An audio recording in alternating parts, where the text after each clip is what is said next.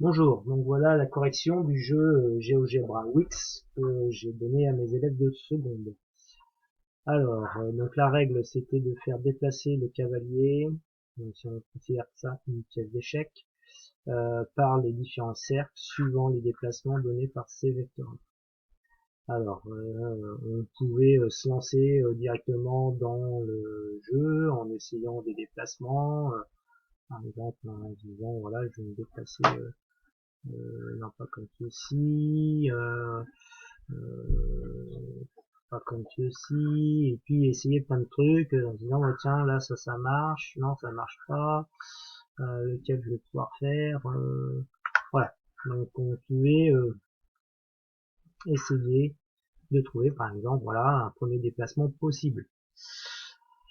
Euh, mais là on a une contrainte, il faut passer à chaque fois dans les cercles. Donc il y a un seul chemin possible pour passer dans les cercles. Par contre, ce jeu, le pourquoi je vous ai donné ce jeu-là, parce que en fait, c'est pour vous montrer qu'une somme vectorielle, si on ne donne pas de contrainte, la somme vectorielle donnera toujours le même déplacement. C'est-à-dire lorsqu'on va, donc il y a en tout 12 vecteurs, donc effectuer 12 déplacements. Si on enlève les contraintes des cercles, on va toujours se retrouver au même endroit puisqu'on fait exactement les mêmes déplacements, même s'ils sont effectués dans un ordre quelconque. Alors, si on sait pas trop, si on galère un petit peu pour trouver l'arrivée, eh ben, on va trouver l'arrivée tout simplement en vraiment procédant à la somme vectorielle sans utiliser les contraintes. Et puis, ça va nous permettre de savoir, pardon, ça va nous permettre de savoir où sera l'arrivée. Il n'y a pas besoin de rester sur l'échiquier, hein, on est sur GeoGebra. Voilà, je fais les déplacements comme j'ai envie, et presque. Voilà.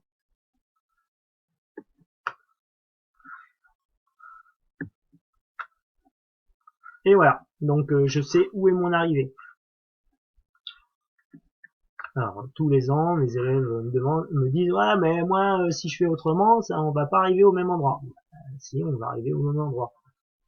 Vous en êtes pas certain? Bah moi j'en suis certain. Je vais vous montrer. On va changer. Admettons que par exemple je change cet ordre-là. Je fais du bord,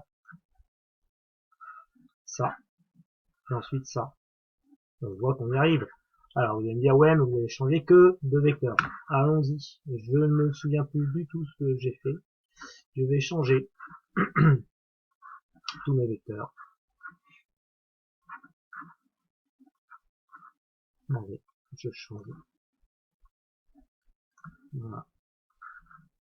Et vous allez voir qu'on va arriver toujours au même endroit. Attention, j'enlève celui-là aussi. Allez, je vais pas commencer par celui-ci, tiens, je vais commencer par celui-ci. Hop. Ensuite celui-ci. Celui-ci. Celui-ci. Allez, je fais vraiment, je réfléchis plus, je fais n'importe quoi. Bon là, ça serait le temps, voilà. Tac, tac. Donc visiblement, j'ai l'air de m'éloigner de l'arrivée. Et ben vous allez voir que non, j'arrive toujours au même endroit. Alors là, c'est un peu tortueux, hein, mais j'arrive toujours au même endroit. Donc maintenant, le but, c'est de réaliser donc le chemin imposé, c'est bien en utilisant les cercles.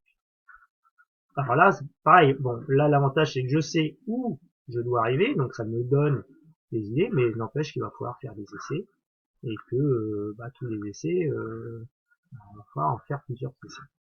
Voilà. Donc moi, je vais vous donner le corrigé. Voilà.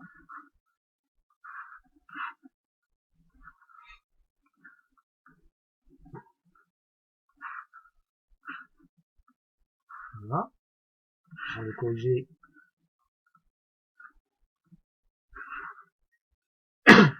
Je commence d'abord par, alors ça doit être ce vecteur là. Alors, me dites pas comment je sais, j'en sais rien. C'est parce que j'ai essayé plein de fois et que j'y suis arrivé. Donc ça, c'est pas possible, on est d'accord. Par contre, faut que je retrouve, c'est un vecteur où je descends de 3 cases et je descends de 3 cases et je me décale d'une case. Voilà. Ensuite, c'est un vecteur qui décale de 2 et qui monte de 1, décale de 2 et monte de 1, c'est celui-ci. Ensuite, je descends d'une case. Ensuite, je descends, je vais vers la droite de 3 cases et j'en monte d'une, 3 cases et j'en monte d'une, c'est celle-là. Ensuite, je vais vers la gauche. Voilà. Ensuite, je descends, je vais à droite et je descends une case. Ce vecteur-là. En même temps, hein, ça nous permet de comprendre la notion de coordonnées de vecteurs. Les coordonnées de vecteurs, ça s'apparente à ce qu'on fait sur les coefficients directeurs de droite. Donc ici, ne vous inquiétez pas, hein, je suis pas malade. Je tousse tout le long de l'année. Voilà, j'ai pas de fièvre. Et puis je peux pas vous filer le virus à travers l'écran. Si tant est que je l'ai. Alors voilà. Tac. Et tac. Et bravo. J'ai gagné. Et il y en a plein qui ont gagné.